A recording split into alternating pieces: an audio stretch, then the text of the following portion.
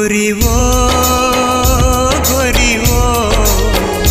रानी वो रानी वो आजा रे राजा रे आजा रे राजा रे धरती ले पूछत हम तोला बादर ले पूछत हम तोला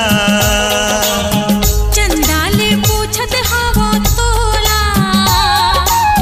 सूरज ले पूछत हवा तोला गोरी वो गोरी वो आजा रे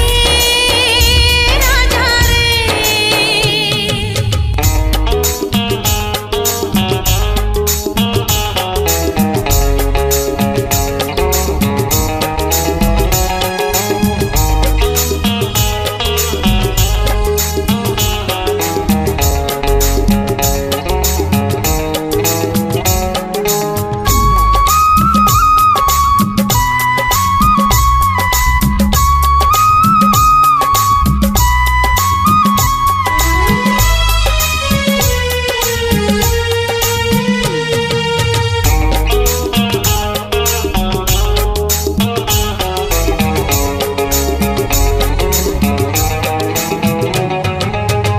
जंगल झाड़ी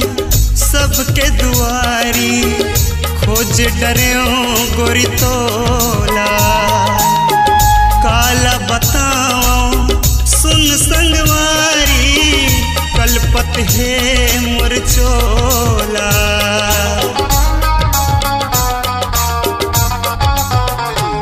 एक नजर देखे बर तोला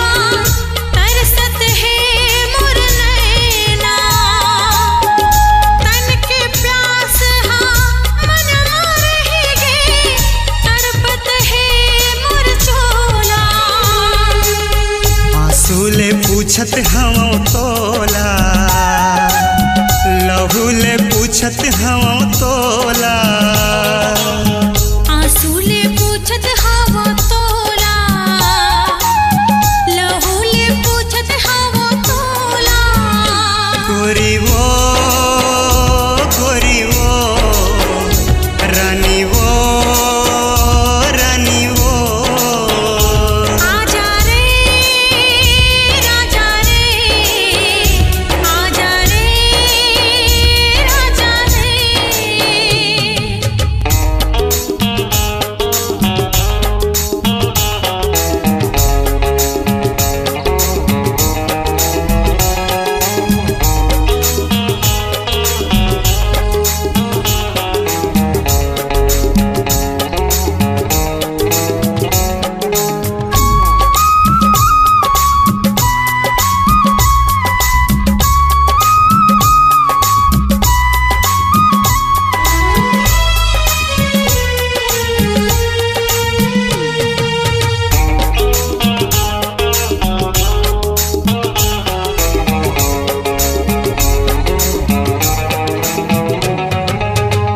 कैसे बिताऊं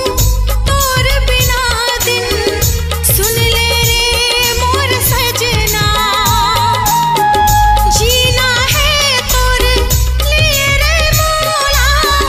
नहीं तो है मोला मरना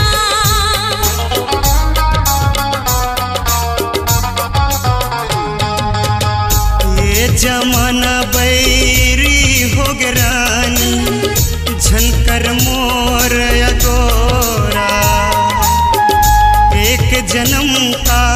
7 जन्म ले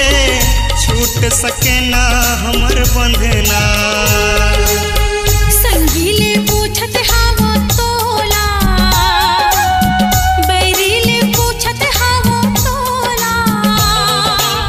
संगीले पूछत हम तोला बैरीले पूछत हम तोला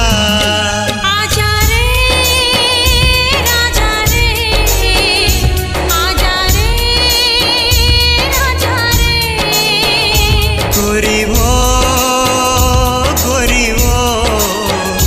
रानी वो रानी वो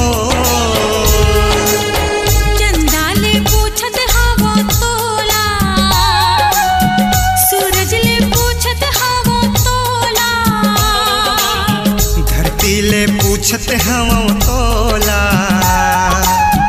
बादर ले पूछत हवा तोला, गोरी वो रानी वो रानी वो। आजा रे राजा रे, आजा रे राजा रे।